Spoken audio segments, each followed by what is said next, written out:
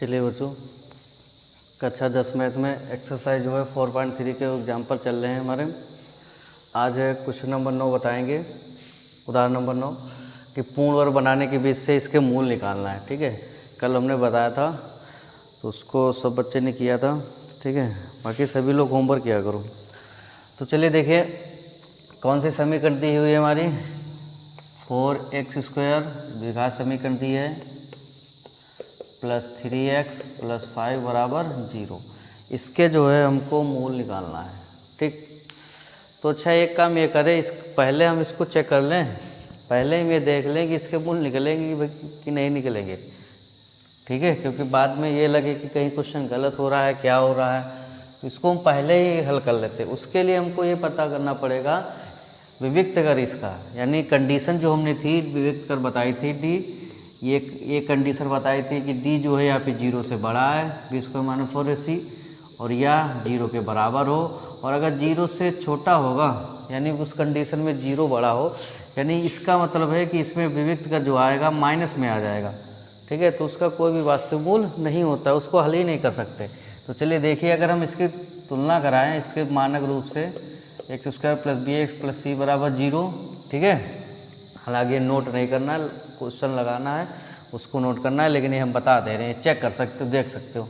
a बराबर हो गया हमारा 4, b हो गया हमारा 3 और c हो गया 5। चलो विविक्त कर निकाल के देख लो। b² - 4ac, b है 3 का स्क्वायर - 4 × 5, 9 माइनस कितना आ जाएगा, 5 चौक 20 चौक 80 हो जाएगा। समझे? अब घटाओगे तो क्या हो जाएगा, माइनस का 71, माइनस का आ रहा है। किसका आ रहा है भाई? माइनस का। मतलब कहने का मतलब ये हो गया क्या कि विविक्त कर जो है हमारा डी है वो 0 से छोटा है, यानी इस कंडीशन में 0 बड़ा है। तो ये अगर ये कंडीशन होती है तो मूलों की प्रगति क्या होती है, लिखाया था कल, बताया था। कोई भी वास्तविक मूल नहीं होगा, इसका हल ही नहीं हो पाएगा। ठीक है, तो इसमें कन्फ्यूजन नहीं होना है, बस इसको पता करना है। ठीक, फिर भी इसको हम करेंगे, देखिए जहाँ तक हो पाएगा क्या आता है। ठीक, तो चलो इसको पूर्ण वर्ग बनाइए। पूर्ण वर्ग बनाने के विषय इसको हल करना है, इसके मूल निकालना है हमको। ठीक, तो देखिए एक पद पूर्ण वर्ग है ना, तो उसका गुणांक भी 4 तो पूर्ण वर्ग होती है संख्या। तो इसका हम क्या कर लेंगे भाई, वर्गमूल ले लेंगे। कल बताया था, तो 4 का वर्गमूल हो गया 2 और x² का x हो जाएगा। फिर इसको क्या करेंगे हम, 2 से गुणा कर देंगे। बताया था कितना आ जाएगा हमारा 4x। जितना ये आया है उससे जो होगा इस वाले पद को, जो x वाला होगा उसको क्या कर देंगे हम, भाग कर देंगे इससे। ये कट गया, कितना आ जाएगा 3/4। कितना आ गया भाई, 3/4। कोई दिक्कत नहीं, सभी को पता है ना, हमने बताया था कल। या फिर यहाँ पर अगर पूर्ण वर्ग ना हो तो या फिर उसी से गुणा कर दो तो उसका गुणांक पूर्वक बन जाएगा, या फिर उसी संख्या से भाग कर दो, उसको डिवाइड कर दो। समझे कि नहीं? अब यहाँ पे आ गया 3/4, यही इसी का वर्ग क्या कर दो, जोड़ दो, और इसी का वर्ग घटा दो। तो चलिए, तो हो जाएगा 4x² + 3x + 5 + 3/4, इसका स्क्वायर जोड़ देना है और इसी का स्क्वायर घटा देना है। क्यों? जितना जोड़ा जाएगा उतना ही घटाया जाएगा, इसका मतलब समझेगी नहीं, कोई फ़र्क नहीं पड़ना चाहिए इस पर। ठीक, तो चलिए आगे हल कर ली इसको। तो ये हो जाएगा हमारा, अच्छा इसको हम गुणनखंड कर लेंगे। देखिए पहले ये हो जाएगा 4x² + 3x + 5 प्लस कितना हो जाएगा 9/16 - 9/16 बराबर 0 आ जाएगा। इसको इधर ले आओ प्लस वाला, क्योंकि ये गुणनखंड हो जाएगा, फार्मूला बन रहा है। 3x + 9/16 हो जाएगा, +5 - 9/16 बराबर 0। इतना हो गया कि नहीं? ठीक, देखो इसका हम गुणनखंड कर लेंगे। फार्मूला बन रहा है, कैसे बन रहा है इसका, 2x का होल स्क्वायर कर लो, प्लस ये हो जाएगा 3/4 का स्क्वायर हो जाएगा। यहाँ पे चिन्ह कौन है, प्लस 2 गुणा पहला पद 2x गुणा दूसरा पद क्या है 3/4। तो देखो अगर इसको हम काटेंगे तो यही आ जाएगा ना, 3x आएगा कि नहीं? यहाँ पे अगर हम इसको हल कर लेंगे तो एलसीएम हो जाएगा 16 और 16/85 - 9 बराबर 0। इतना आ गया कि नहीं? तो ये फार्मूला हमारा बन गया, ये 2x + 3/4 का होल स्क्वायर। ये पता है कैसे गुणनखंड होता है, सभी को पता है ना। ये वाला पद लिखो प्लस ये वाला बटा ये वाला पद लिखो, जो भी हो। चिन्ह यहाँ पे वो आ जाएगा जब यहाँ पे हो, -2ab होगा तो माइनस आएगा, +2ab होगा तो प्लस। ठीक है, फिर प्लस ये क्या हो जाएगा हमारा 71/16 बराबर 0। देखिए यहाँ पर ए वर माइनस बी वर तो बन नहीं रहा है, बन रहा है नहीं बन रहा है। अगर हम इसको उधर ले जाएं भाई तो देखिए क्या आता है 2x + 3/4 का होल स्क्वायर बराबर आ गया हमारा -71/16, 16 आ गया। ठीक, अब अगर हम यहाँ से इसका वर्गमूल, यहाँ वर्ग हटाते हैं तो इधर क्या चढ़ जाएगा हमारा वर्गमूल चढ़ जाएगा। तो ज़रा ध्यान दीजिए, अगर इधर वर्गमूल चढ़ेगा तो संख्या कहाँ में आ जाएगी, ये माइनस में होगी ना 71/16। और कोई भी ऐसी संख्या नहीं होती है, हमने बताया था पहले शुरुआत में ही एक टेबल पूरा वास्तविक संख्याएं और परिमेय सब बताया था कि कोई भी ऐसी संख्या नहीं होता है जिसका वर्ग जो हो माइनस, मतलब कोई भी ऐसी वास्तविक संख्या नहीं है जो माइनस में ही वर्ग आए। भाई -2 है, इसका अगर हम वर्ग करेंगे तो क्या आ जाएगा, प्लस में 4 आएगा ना, माइनस में नहीं आएगा। तो ये कौन सी संख्या हो गई हमारी, आभासी या काल्पनिक संख्या हो गई, समझे कि नहीं।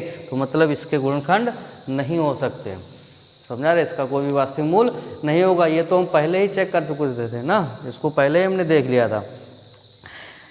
ठीक है, अब ये आगे पढ़ोगे, फर्स्ट ईयर में पढ़ोगे, इसका भी क्या काम है, तो समित संख्या कॉम्प्लेक्स नंबर जो है आगे पढ़ोगे। लेकिन यहाँ पे जो है ये जो है हमारा क्या हो रहा है, 0 से छोटा आ रहा है इस कंडीशन में, यानी क्या है, ये 0 से छोटा है। तो 0 से जब छोटा होगा यानी माइनस में संख्या आ गई तो इसका कोई भी वास्तविक मूल नहीं होगा। तो इसके नीचे क्या लिख देंगे, कुछ हिंदी लिखेंगे, हम लिख दे रहे हैं, उसको नोट कीजिए।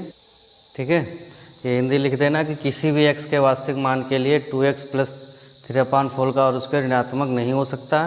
तो x का कोई वास्तविक मान दी हुई समीकरण को संतुष्ट नहीं कर सकता, अतः दिए हुए समीकरण का कोई भी वास्तविक मूल नहीं होगा, समझे कि नहीं। तो क्वेश्चन नोट कर लीजिए। ठीक, इसके आगे जो है क्वेश्चन उदाहरण नंबर 10 लगाते हैं। उदाहरण नंबर 10 में क्या कह रहा है कि जो प्रश्नावली 4.1 की प्रश्न संख्या दूसरे का जो पहला खंड है उसको द्विघाती सूत्र से हल करना है। ठीक है, तो हालांकि क्वेश्चन जो है वो पहले वीडियो में हमने भेज भी दिए थे और आपके पास बुक भी है, उसमें भी लिखा होगा। तो दूसरे उदाहरण नंबर 10 में एक्सरसाइज 4.1 के दूसरे क्वेश्चन का पहला पार्ट नोट करना। ठीक है, बाकी यहाँ पे हम उसको हम लगाते हैं। ठीक, देखिए, चलिए देखिए उदाहरण नंबर 10 में जो है एक्सरसाइज जो 4.1 है उसका जो पहला क्वेश्चन है, दूसरे पार्ट का पहला क्वेश्चन, उसको लगाना है भाई। ठीक है, वो यहाँ पे नोट करेंगे। और क्वेश्चन क्या है कि एक आयताकार भूखंड का क्षेत्रफल जो है 528 वर्ग मीटर दिया हुआ है और क्षेत्रफल की लंबाई उसकी चौड़ाई के 2 गुने से 1 अधिक है। ठीक है, तो लंबाई और चौड़ाई निकालना है। ठीक, तो चौड़ाई मान लेंगे क्योंकि लंबाई जो है चौड़ाई के 2 गुने से 1 अधिक है ना, तो यहाँ पर मान लेंगे माना भूखंड की चौड़ाई बराबर, ठीक है, भूखंड की चौड़ाई बराबर क्या हो जाएगा, x मीटर, और जो लंबाई होगी वो क्या हो जाएगी, चौड़ाई के 2 गुने, इसका 2 गुना कर दो भाई, उससे 1 अधिक है, यानी लंबाई हो जाएगी 2x + 1 मीटर। इतना हो गया। और क्षेत्रफल दिया है, क्या दिया है, भूखंड का क्षेत्रफल दिया है 528 वर्ग मीटर, इतना दिया हुआ। तो बस लंबाई और चौड़ाई हमको निकालना है। चलिए निकाल लीजिए सभी लोग। देखिए इसको द्विघाती सूत्र से लगाना है सिद्धाराचार्य से। ठीक है, मूल कितने निकलेंगे, 2 निकलेंगे भाई मान। ठीक, तो चलिए देखिए यहाँ पे तुमको ये पता है सभी को कि आयताकार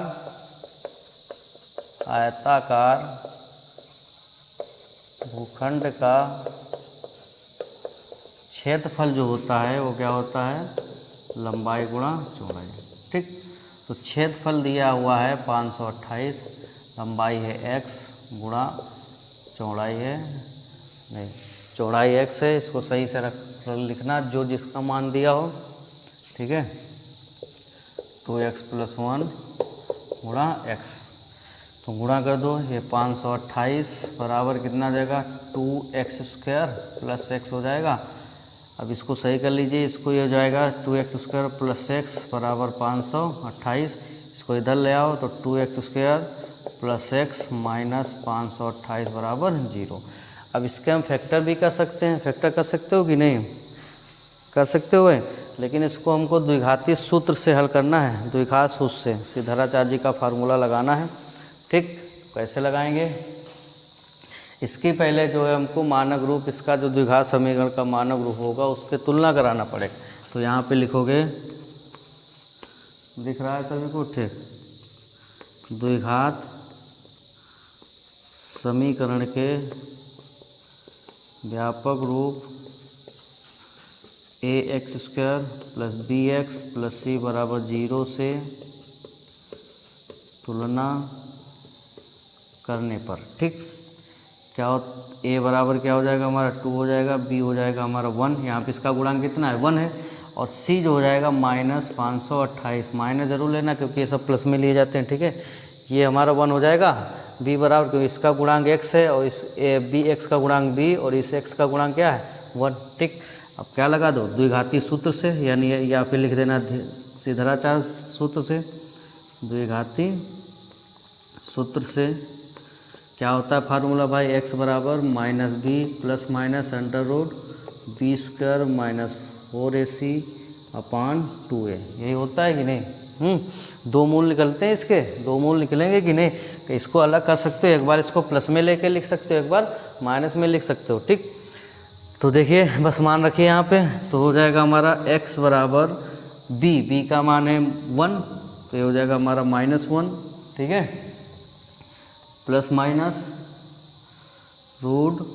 √b², यानी 1 का स्क्वायर हो जाएगा -4 × a, कितना है हमारा 2 है, गुणा 528, ये इतना हो गया। वो भी माइनस में है भाई, यहाँ पे माइनस चिन्ह लगा लेना, माइनस वाली संख्या ब्रैकेट में रखना, -528, ठीक, अपान 2a, तो 2 × a कितना है हमारा 2 है, इतना हो गया भाई, इतना हो गया। ठीक, आगे हल करो इसको, इधर हल कर दे रहे हैं हम, यानी x बराबर क्या आ जाएगा, ये -1 ± √, अब एक का जो वर्ग होगा वो एक ही होगा, अब इसकी गुणा कराओ, माइनस और माइनस की गुणा क्या हो जाएगी हमारी प्लस हो जाएगा, और इसकी गुणा करा लीजिए, 4 दूनी 8, और इसकी 528 × 8 गुणा कराओ, 528 × 8, ठीक है, इसकी जो है गुणा कराइए सभी लोग, हो जाएगा 8 × 64, 4 × 6 8 दूनी 16, 6 22, 2 8 × 5 40, 2 42, यानी कितना आ जाएगा भाई, ये आ जाएगा हमारा 42 24, इसकी गुणा आ जाएगी 42 24 आ जाएगी, इसकी गुणा देख लेना सभी लोग, करना सही से। ठीक, बटा 2a, 2 कितना है हमारा, a है हमारा 2, तो 2 कितना हो जाएगा भाई 4 हो जाएगा गुणा इसकी। अब x बराबर क्या हो गया -1 ± √, जोड़िए कितना हो जाएगा 4225/4, यही होगा। अब इसका वर्गमूल निकाल लो है, ठीक है, तो वर्गमूल निकाल लोगे, हम बता दे रहे हैं 65 आ जाएगा 65, क्यों? क्योंकि देखो अगर इकाई का अंक 5 हो उसका निकालना बड़ा आसान होता है भाई, 65 इसके अंदाज़ा लगा सकते हो, इसका वर्ग कर दो 25 और इसमें एक जोड़ के उसे गुणा कर दो 4225, ठीक है, 65 आ जाएगा, यानी x बराबर आ जाएगा -1 ± कितना देगा 65/4, इतना हो गया। अब एक बार ये संख्या प्लस में लेना है, तो -1 + 1 लोगे तो प्लस लोगे ना, तो + 65 हो जाएगा। अब इसको घटाओ, x बराबर क्या हो जाएगा 64 बचेगा, ठीक, बटा 4, इसको काट दीजिए, 2 दूनी 4, 2 3 6, 2 4 फिर हो जाएगा 16 दूनी 32, यानी x बराबर आ जाएगा 16, ठीक, एक बार x बराबर क्या आ गया 16 आ गया। एक बार क्या करोगे, इसको माइनस में लोगे भाई, दो मान निकलेंगे ना, तो -1 -65 हो जाएगा, /4 हो जाएगा, तो x बराबर कितना हो जाएगा -66/4, इसको डिवाइड कीजिए, 2 दूनी 4 का, 2 3 6 यानी 3 3, यानी माइनस, इधर लिख दे रहे हैं, ये x बराबर आ जाएगा -33/2, ये आ जाएगा।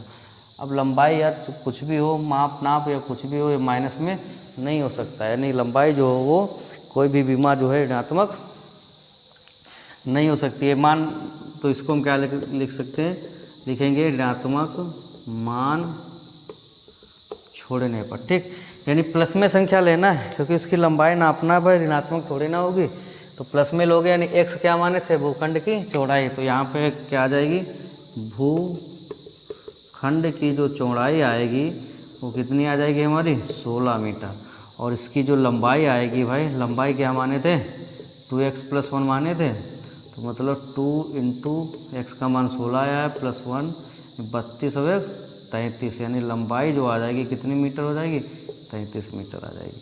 यही क्या हो गए हमारे आंसर हो जाएंगे। ठीक, अब चेक कर लो, लंबाई जो है चौड़ाई के दोगुने से एक अधिक है, तो 16 × 32 और 33 कर लोगे सभी लोग, समझे। तो इस प्रकार के क्वेश्चन हैं, इनको कीजिए। बाकी यहाँ पे जो है ठीक है, ये वर्गमूल ये सब निकालना आना चाहिए सभी को, और इसको कीजिए और ग्रुप पर सेंड कीजिए। Thank you.